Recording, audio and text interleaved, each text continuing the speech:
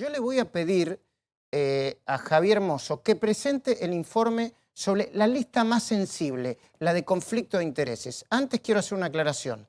Margarita Stolbizer junto con Silvina Martínez van a presentar dentro de unas horas un pedido de informes sobre conflicto de intereses de cerca de 25 funcionarios que hoy están en el gobierno de Macri.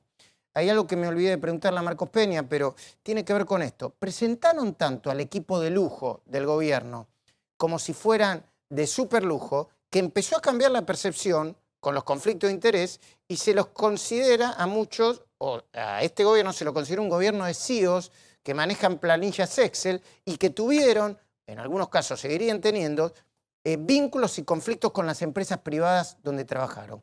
El título que le pusimos a este informe, Javier, es... Intereses en conflicto, Luis, y tiene que ver con los 183 casos que la Oficina Anticorrupción está actuando, si se quiere, desde el 10 de diciembre del año 2015 hasta el pasado jueves, teniendo en cuenta que el viernes fue feriado. O sea, son 183 casos que la Oficina Anticorrupción está actuando y está investigando para ver si hay intereses en conflicto o conflictos de intereses. Presten atención, esta es una lista muy sensible, quizá la lista más sensible que tiene el gobierno.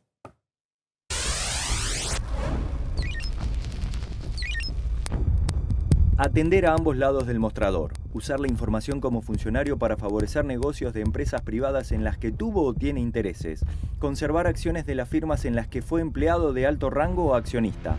De eso se trata el conflicto de interés, de la mezcla del interés público con el privado. El caso del litigio del Correo con el Estado, una empresa del padre y los hijos del presidente Mauricio Macri, es donde más claro aparece el conflicto de intereses y más lugar a múltiples sospechas da.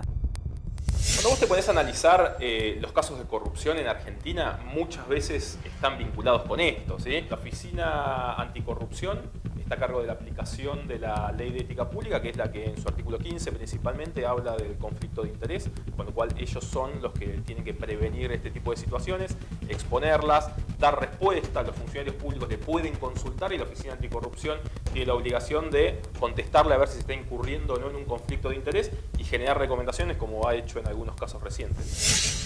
Desde que asumió Macri el 10 de diciembre de 2015, la Oficina Anticorrupción no ocultó los casos de posibles conflictos de interés. Al contrario, inició 183 actuaciones, ya sea de oficio, por consultas o denuncias contra los funcionarios. De los 183 expedientes, 91 corresponden a conflictos de intereses. De esos 91, 35 ya fueron concluidos o resueltos. En ningún caso el funcionario fue apartado. Por incompatibilidades administrativas, acumulación de cargos públicos o percepción de haber previsional, la Oficina Anticorrupción analizó 58 casos. Por consulta sobre régimen de obsequios, se investigaron 4 casos, todos fueron cerrados.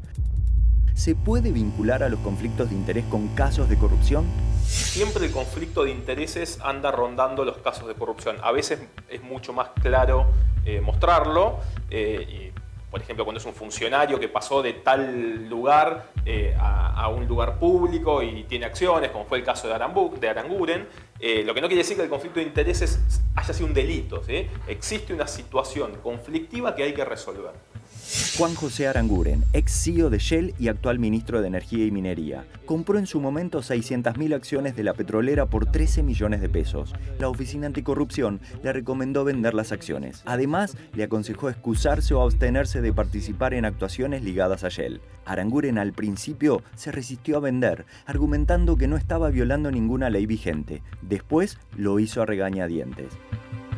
Las conductas del presidente, el ministro de Comunicaciones Oscar Aguad y el director de Asuntos Jurídicos del Ministerio, Juan Mocoroa, están siendo analizadas con detenimiento por la Oficina Anticorrupción. La situación de conflicto se observa muy claramente. Una deuda que durante 12 años, o no, X cantidad de años, la verdad que no lo recuerdo, no fue solucionada, de repente y medio en las sombras, porque nadie se enteró, se intenta comenzar a resolver. Ahí lo que sucedió fue que, bueno, empiezan a poner ciertos requisitos como, bueno, quién es el abogado del Estado que se va a encargar de esto, de qué tiene que estar enterada la Oficina Anticorrupción. Lamentablemente en este caso en particular se está actuando tarde, pero la idea me parece que es que se resuelva de la mejor forma posible y la justicia tendrá que investigar si en particular hay un delito o no tanto en el caso del Correo como en el caso de Maqueda. La siguiente es una lista con los nombres y apellidos de los funcionarios más rutilantes del gobierno y cuyas actuaciones se analizan para determinar si incurrieron o pueden incurrir en conflictos de intereses. Federico Sturzenegger, presidente del Banco Central. Tiene obligaciones negociables con el Banco Macro. Cualquier decisión que tome puede afectar a ese banco privado. La Oficina Anticorrupción le remitió nota con recomendaciones preventivas. José Torello, jefe de asesores del presidente, compró $800.000.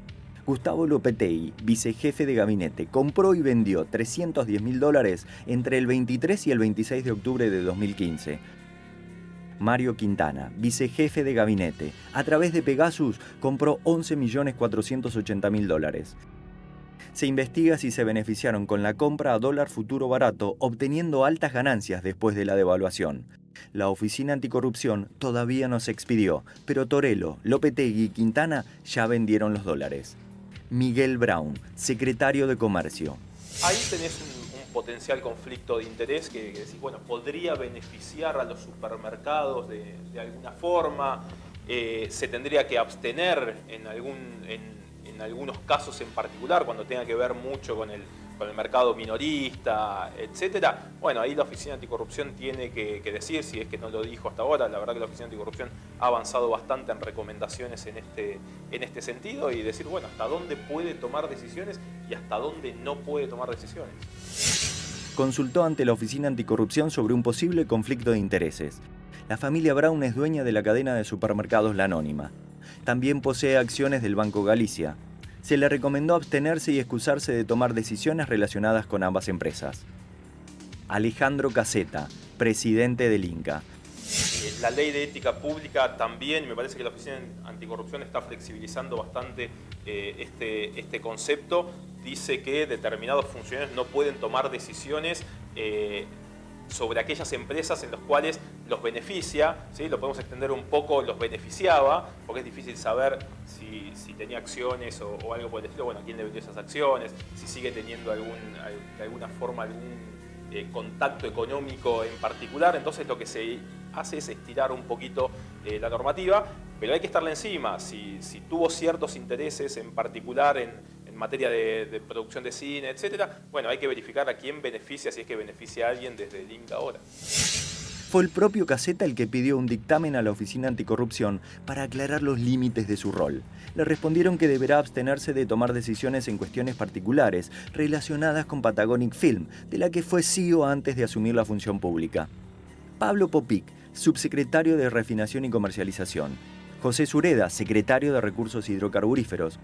Fueron denunciados por la diputada Elisa Carrió por considerar que estaban haciendo negocios incompatibles con la función pública.